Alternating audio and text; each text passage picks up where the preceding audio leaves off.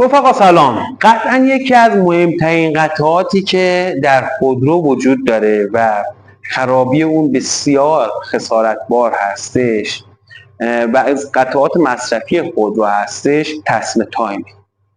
من میخوام توی این ویدیو تمامی موارد مربوط به تصمیم تایم، جنس اون و در واقع هر آن چیزی که به شما کمک میکنه در نگهداری از خودرو به وسیله تعویض با موقع تصمیم تایم یا جنس تصمیم تایم و یا خرابی هایی که ممکنه تصمیم تایم به وجود بیاره رو خدمتتون ارائه بدم.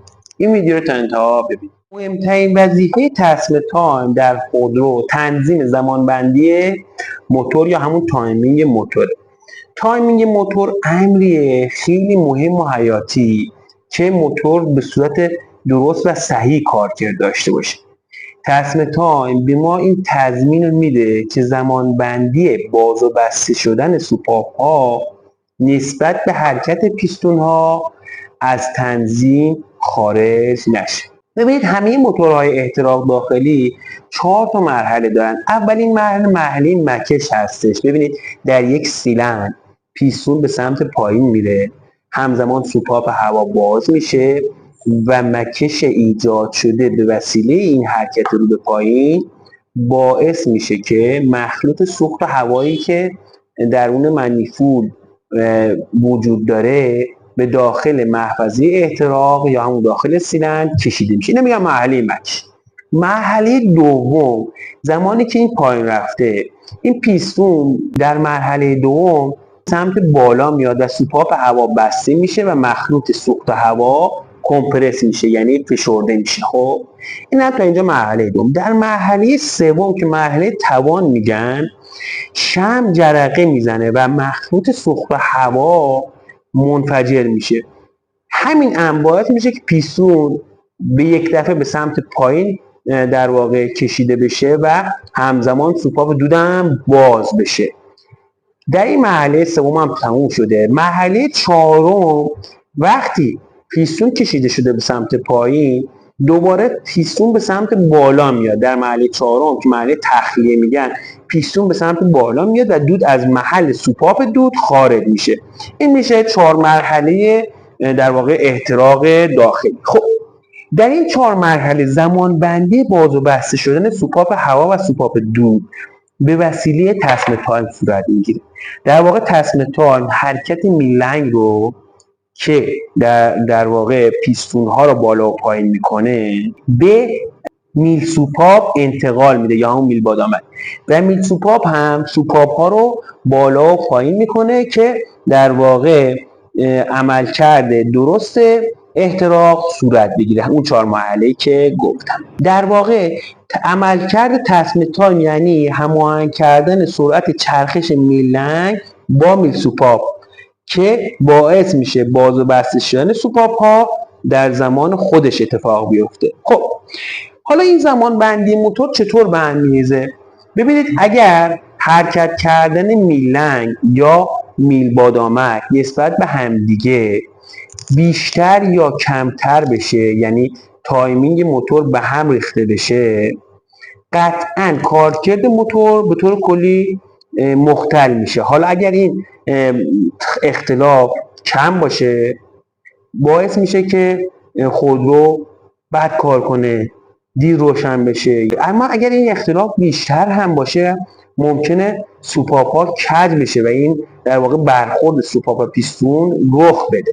ببینید به طور کلی اگر یک موتوری داشته باشیم که میل بادامک اون روی سرسیلندر نصب میشه، ما موتور رو به 2 بخش بلوکه سیلندر و ادوات اون که بخش پایین هستش و بخش بالا یعنی سرسیلندر و ادوات اون تقسیم میکنیم. تصمیم تایم نیروی دورانی میلنگ رو از بخش پایین موتور به بخش بالای موتور یا همون سرسیلندر و در نهایت میل سوپاپ یا میل بادامک انتقال میده. خب این از وظیفه کلی تصمیم. حالا تصمیم تایم از چه چیزی ساخته شده؟ ببینید تصمیم تایم از لاستیک با دندونه های سخت ساخته شده، خب که با چرخ دنده میلنگ و میل بادامک درگیر میشه. این دندونه ها با چرخ دنده های میلنگ و میل بادامک در واقع درگیرش. خب تصمیم تایم همیشه در زمان استارت ها و حتی معکوس های ناگهانی یا بعضی مواقع در زمان روشن کردن با هل دادن خودرو فشار بسیار زیادی رو متحمل میشه. ببین وقتی میگم در زمان معکوس های ناگهانی، من همین الان یک نکته بگم. اگر تصمیم تایم در انتهای عمر خودش باشه، در اکثر مواقع تصمیم تایم زمانی پاره میشه شما معکوس میدید، پس فشار بسیار زیادی در اون موقع داره تحمل میکنه. خب حالا با توجه به این فشاری که باید تحمل کنه، نیاز داریم که یک تصمیم در واقع این نیرو رو به خوبی تحمل کنه و همین که به جز تحمل اون بدون نقص هم نیرو رو انتقال بده، بدون اینکه از روی دندونه ها سر بخوره. برای مقاوم سازی تصمیم اولا که اومدن از یک سری نوارها با جنس های مثل الیاف یا پلی استر و یا کولار که در برابر نیروی کششی در واقع مقاوم هستش استفاده کرد و جنس تصمیم تایم به جز اون نوارها از مواد محکمی مثل پلی اورتان قالبی و یا نئوپرن و یا اورتان جوش داده شده در سطوح مختلف ساخته شده. خب نکته که بخوام خدمتتون عرض کنم اینه که طول عمر تصمیم تایم چقدره. ببینید لاستیک اولا با دماهای بالا و همچنین تماس با روغن تخریب میشه، یعنی قاتل تصمیم تایم روغن هستش. یک، طول عمر تصمیم تایم تو موتورهای داغ و اونایی که نشی روغن دارن کمتر. خب البته یک استاندارد کل داره، اما اینو باید در نظر داشته باشید که موتور ایرادی نداشته باشه چون طول عمرش پایینتر میشه. و به طور کلی تصمیم تایم بین کیلومتر 50 تا 60 هزار باید تعویض بشه. اینو دقت کنید، تصمیم تایم جنس خوب 50 تا 60 هزار باید. اما اگر در تماس با روغن بوده، در دماهای بالا، در مناطق گرمسیری داره کار میکنه، همچنین ضد یخ یا آب از طریق حالا واتر پمپ یا غیره روی اون ریخته شده باشه، عمر این تصمیم تایم کم شده و در واقع باید در صورت مشاهده همچین ایرادی حتما تصمیم تایم رو عوض کنید. در واقع دلیل این که تو اکثر موتورها به شدت تو آب بندی تصمیم تایم، یعنی تصمیم تایم در یک قاب مخصوص قرار میدن که در واقع آب یا مایع خنک کننده یا موادی از بیرون روی اون نریزه میذارن، همین هستش چون در برابر همچین موادی باعث میشه عمر تصمیم تایم پایین بیاد. نکته‌ای که میخوام خدمتتون عرض کنم، این دندانه ها رو معمولا به شکل منحنی تولید و طراحی میکنن تا در واقع صدای بسیار کمتری ایجاد بشه و صدای موتور کمتر میشه. به جز میلنگ و میلسوپاپ، تصمیم تایم ممکنه یک سری قطعاتی رو هم حرکت بده. ببینید حرکت واتر پمپ یا اویل پمپ، همچنین در خودروهایی که موتورهای DDI دارن، پاش سوخت مستقیم دارن، پمپ سوخت فشار بالا هم توسط تصمیم تایم حرکت داده میشه. بنابراین فقط میلنگ و میلسوپاپ رو تصمیم تایم چرخش اونو به عهده نداره و بعضی از قطعات رو هم حرکت اونا با تصمیم تایم صورت میگیره. سوالی که مطرح میشه اینه که تصمیم تایم با تصمیم دینام چه تفاوتی داره؟ ببینید بزرگترین تفاوت تصمیم تایم و تصمیم دینام دندانه دار نبودن تصمیم دینام هستش. همچنین جنس تصمیم تایم هم بسیار قوی تر هستش. تصمیم های دینام معمولا یا به شکل صاف و بدون آج هستن یا به صورت شیاردار در خودرو استفاده میشه. اگه تصمیم دینام از جای خودش کمی در واقع سر بخوره، در حرکت اولیه و یا در معکوس‌های ناگهانی اختلالی در روند کار موتور وجود پیدا نمی‌کنه و به وجود نمیاد و این عمل معمولاً هیچ اتفاق خاصی رو صورت نمیده در موتور. اما حتی اگر یک دندانه در تصمیم تایم با سر بخوره یا جابجا بشه، باعث مختل شدن کارکرد موتور و در نتیجه خارج شدن موتور از حالت ایدئال خودش میشه و حتی ممکنه مشکلات مکانیکی مثل کج شدن سوپاپ یا خورده شدن پیستون به وجود بیاد. اما انواع خرابی تصمیم تایم خودرو اینه که این تصمیم تایم هم ممکنه قبل از اینکه به صورت کامل عمرش تموم میشه یک سری خرابی‌هایی در خودش به وجود بیاد. اولا دندونه ها در اطراف تصمیم تایم ماشین تاثیر قابل توجهی روی موتور خودرو داره و زمانبندی تصمیم پا بسیار قابل روی اونها تاثیر گذاره. زمانی که یکی از دندونه ها ساییده بشه یا صاف بشه، اصطلاحاً میگن تصمیم تایم کچل کرده و در این شرط باید بلافاصله تصمیم تایم تعویض بشه. یعنی ممکنه تصمیم تایم هنوز به صورت کامل داره کار میکنه، اما یک زمانی این دندونه ها کچل میکنه یا ساییده میشه و یک مقداری از تایم خارج میشه، خودرو بد کار میکنه. در صورتی که همچین موردی داشتید حتما باید تعویض کنید. همچنین در برخی موارد بدتر ممکنه تصمیم تایم پاره بشه و بریده بشه. این ایراد بیشتر در اثر دیر عوض کردن یا به موقع عوض نکردن این تصمیم هستش. ببینید اگر از انواع تصمیم تایم های اورجینال خودرو استفاده میشه، حتما باید بین 50 تا 60,000 کیلومتر باید تعویض کنید تصمیم تایم. این رو در دقت داشته باشید. خب بریم برای معنی حروف و اعدادی که روی تصمیم تایم هستش. روی بیشتر تصمیم تایم ها یک سری عدد، کد یا حروف درج میشه که معمولا چند تا هدف دارن دیگه. اولا اندازه مشخصات فنی تصمیم رو بیان میکنن. دوما نوع دندانه و استاندارد ساخت، بعضی مواقع اطلاعات برند یا سری تولید و همچنین کشور سازنده یا خط تولید رو هم اونجا مشخص میکنن. عدد 3 رقمی مثل 137 یعنی تعداد دندانه های تصمیم. RPP نوع دندانه و استاندارد اون که مثلا RPP یعنی Round Power Profile. خب 25 هم عرض تصمیم بر حسب میلیمتر هستش.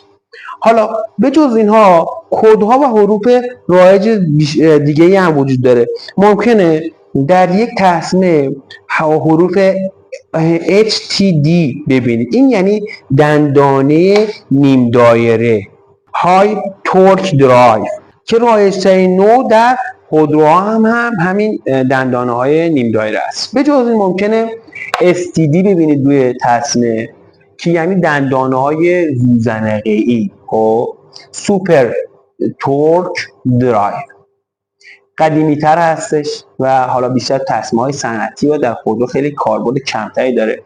RPP همونجوری که گفتم راند پاور پروفایل، پروفیل قدرتی دندانه‌گرد.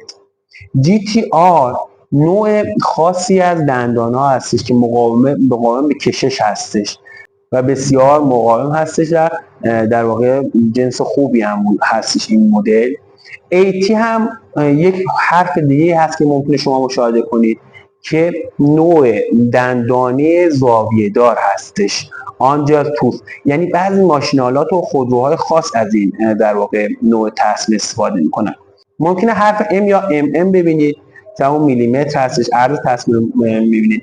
تو تصمیم ممکنه مثل میت این حالا کشور سازنده مثل حالا جرمنی، آلمان، ژاپن یا هر چی.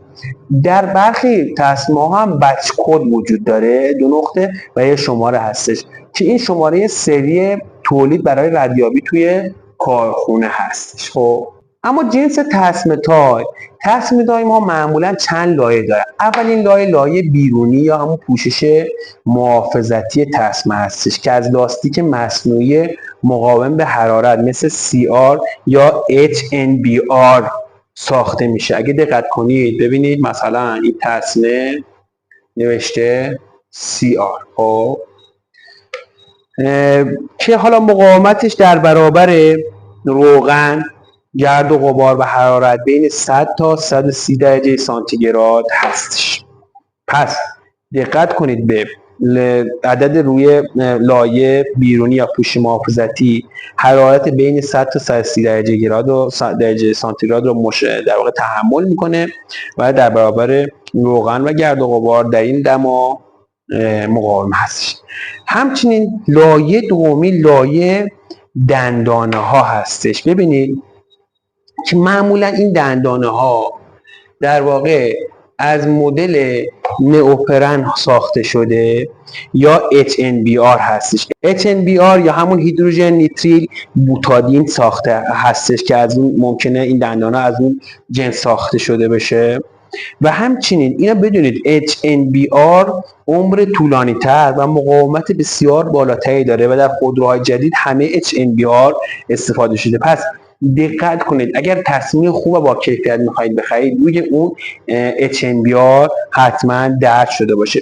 و لایه سوم هم لایه نخ داخلی هستش. درون تصمیم یک نخ داخلی کششی هستش که از فایبرگلاس یا آرامید که همون کولار هم گفته میشه برای جلوگیری از کش اومدن و حفظ تایمینگ دقیق استفاده شده. یعنی یک لایه داخلی نخ وجود داره از جنس آرامید یا فایبرگلاس که باعث میشه که این تصمیم کش نیاد و این خیلی مهم است در حفظ تایمینگ دقیق. خب ببینید نئوپرن میخوام راجبش صحبت کنم و HNBR و یا کولار. خب تصمیم ها 3 تا جنس رایج وجود داره در بازار. نئوپرن ها یا همون CR، این مثل این مدل نئوپرن ها یا CR. خب از مزایای اون که این ارزان هستش. معایب اون اینه که نسبت به سایش مقاومت کمتری دارن، عمر کمتری در برابر گرما دارن و کاربردش هم تو خودروهای قدیمی تره. مثلا این تصمیم برای پراید یورو 2 هستش. خب HNBR، تصمیم های HNBR مقاوم به حرارت و روغن هستش. این یکی از مزایای بسیار مهمی هست. عمر زیادی دارن اما از معایب اون قیمت بالاتر هستش. کاربردش هم خودروهای جدیدتر هستش. اما کولار، تصمیم های کولار در واقع مقاومت کششی بسیار بالایی دارن. یعنی یکی از مزایای بسیار مهم اینه که مقاومت کششی بسیار بالایی دارن. از معایب اون گرون قیمت بودن اونها هستش و کاربرد اونها هم در خودروهای مسابقه‌ای یا سنگین هستش. خب دوستان در این بخش میخوام تشخیص تصمیم تایم تقلبی و اصلی رو با هم دیگه بررسی کنیم. اولین چیزی که باید دقت کنید در تصمیم ها بسته‌بندی و هولوگرام تصمیم تایم است. برندهای معتبر مثل هیتس، دانلوپ، کانتیننتال یا پاورگریپ و بقیه برندهای معتبر هولوگرام یا QR کدی برای تایید اصالت روی بسته‌بندی دارن. فونت و رنگ چاپشون باید یک دست باشه، نه محو یا پیکسلی. دومین چیزی که باید دقت کنید کیفیت چاپ روی تصمیم هستش. خب نوشته ها باید کاملا واضح و منظم باشن، محو نشده باشن یا کج چاپ نشده باشه. خب پس کیفیت چاپ رو باید دقت کنید. بعضی تصمیم‌های اصلی هم چاپ لیزری دارن اصلا که با ناخن پاک نمیشن. سومین چیزی که باید بررسی کنید سطح تصمیم و دندانه ها هستش. در اصل دندانه ها کاملا یکسان و بدون پلیسه یا ترک باشن. در تصمیم های اصلی دندانه ها کاملا یکسانه و بدون پلیسه و ترک هست. در تصمیم های تقلبی معمولا لبه ها کمی ریشیش یا موجدار هستش. مورد دیگه که باید دقت کنید بو و جنس لاستیک هستش. تصمیم اصل بوی ملایم لاستیک استاندارد داره، نه بوی تند مواد بازیافتی. همچنین وقتی تصمیم رو خم میکنی نباید ترک یا سفیدی ایجاد بشه روی تصمیم. ضمن اینکه شما یک راه راحت‌تر اینه که اگر یک بار تصمیم اصل با مشورت یا توصیه تعمیر کارتون تهیه کردید، از اون موقع بعد میتونید با نمونه اصلی همه تصمیم ها رو مقایسه کنید. وزن، ضخامت، رنگ دندونه ها، این خیلی مهم هستش که شما تصمیم اصلی از تقلبی تشخیص بدید. خب دوستان ممنونم که این ویدیو رو مشاهده کردید. امیدوارم که این ویدیو براتون مفید بوده باشه. لایک و کامنت فراموش نشه. این ویدیو رو برای دوستانتون بفرستید. سعی کنید که حتما نسبت به در واقع خرابی یا تعویض به موقع تصمیم تایم حساسیت نشون بدید تا هیچ گونه مشکلی براتون پیش نیاد. موفق و مؤید و پیروز باشید.